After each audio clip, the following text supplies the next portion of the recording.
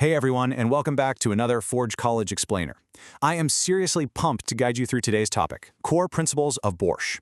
Now, if you remember our last lesson, why serialization matters, we unpacked exactly why we need this stuff. Reliable hashing, cross-language compatibility, replay-free validation, all that good stuff. But today, we're moving from the why to the how.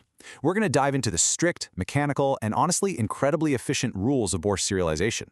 I want you to think of Borsh not just as some abstract protocol, but as a minimalist, no-nonsense factory manager who absolutely despises wasted space. So let's get to work.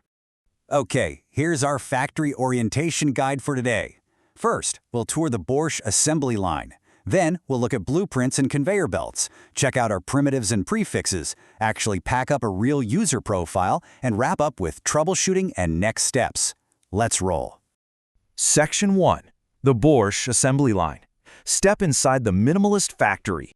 So think about Borsh as that highly organized friend who refuses to use labels on their storage bins because, you should just know what's in there. To hit the exact requirements we talked about in our previous lesson, determinism, compactness, and predictable decoding, Borsh operates with zero ambiguity. It literally hates wasting precious bytes on anything extra, like field names. To pull this off, the factory operates under three absolutely non-negotiable engineering constraints. First up, it's strictly typed. Because Borsh strips out all runtime metadata to save space, the serializer and deserializer have to agree exactly on the data's shape. Second, it's canonical. It relies on deterministic, little-endian forms for its fixed-sized primitives.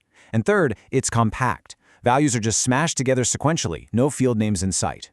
Everyone on the factory floor has to play by these rules. Section 2. Blueprints and conveyor belts. This is the core mental model for today. If you really want to wrap your head around data serialization, comparing it to physical manufacturing is a total game changer. So first, we have the blueprint.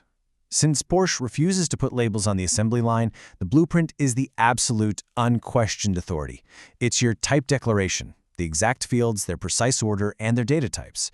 If the encoder and decoder aren't looking at the exact same blueprint, the entire factory just grinds to a halt.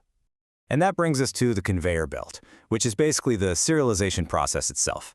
The encoder strictly reads that blueprint from top to bottom, laying down the raw byte parts sequentially onto the belt. There's no backtracking, no second guessing, it just drops them on the line, one right after the other. Now just imagine the pure chaos of losing a blueprint, or deciding to swap parts around right in the middle of a run. If you change the field order in your code, the decoder is going to blindly pick up bytes that were meant for, say, a user ID, and try to read them as a username. Complete disaster. That's why order matters so much. If you're doing a backward compatibility upgrade, you should only ever append new fields to the very end of your schematic, or use optional fields. Never, ever rearrange the middle. Section 3. Primitives and prefixes. Time to build our inventory. Now, there is a really interesting recurring pattern in our parts inventory.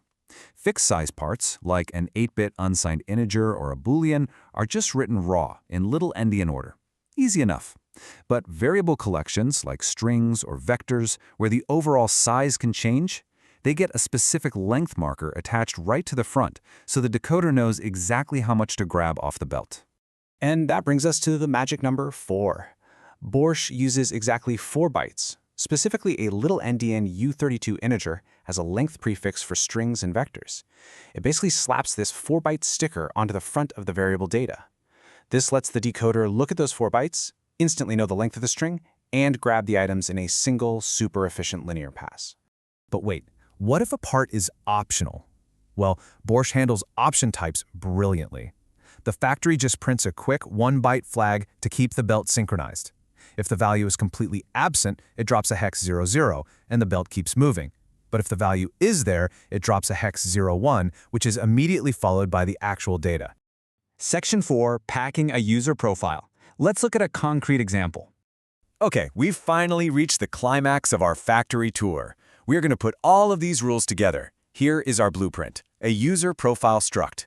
Our specific user has an ID of 42. They are active. Their username is Ava. They have 2 scores in their vector, 1042. And they have an optional bio that simply says, "Hi, let's fire up the conveyor belt." Imagine the belt moving chronologically. First up, the ID.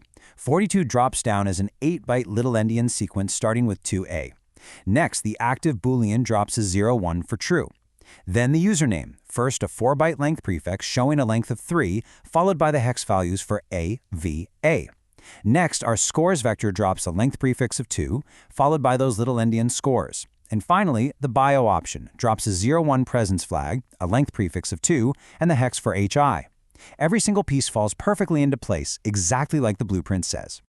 And just think about that final, tightly packed byte stream. It's kind of beautiful, isn't it? There's literally zero wasted space. No field names, no curly braces, no JSON keys floating around. It's just pure, dense, deterministic data totally ready to be shot across the network or stored efficiently on the blockchain. Section 5. Troubleshooting. What happens when the line breaks? Now, as we all know, things don't always go perfectly in manufacturing. If decoding fails in your app, don't panic. You just pull out your engineer's maintenance checklist. Number 1, verify that the decoder's blueprint matches the encoder's absolutely perfectly. Next, check if those crucial 4-byte length prefixes are uncorrupted. And finally, investigate if an earlier fixed size boundary shifted and somehow threw the whole belt out of alignment. Just imagine this broken belt scenario. What do you think happens if your decoder blueprint expects a 4-byte U32, but the encoder actually wrote an 8-byte U64? Well, the decoder grabs the first 4 bytes, thinks, okay, I'm done, and then starts reading the rest of that integer as if it were the next field on the blueprint. It causes a complete cascading failure where the decoder just reads the wrong parts entirely. But now that you understand the rules of the factory, you're totally ready for the next lesson in the track, Mapping Data Structures to Borsh.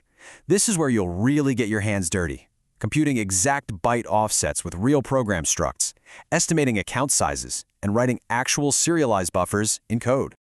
Before we wrap up, I want to leave you with this final provocative thought. Since Borsh ruthlessly removes all field names for efficiency, how are you going to manage evolving your data schemas without breaking older decoders as your application scales over the years? Think about those blueprints. Thank you so much for joining me for this Forge College Explainer. I hope this factory tour made the strict mechanical rules of Borsh clear and, honestly, a bit exciting for you. Don't forget to visit forge.college to continue your Web3 learning journey and dive into our next lessons. See you there.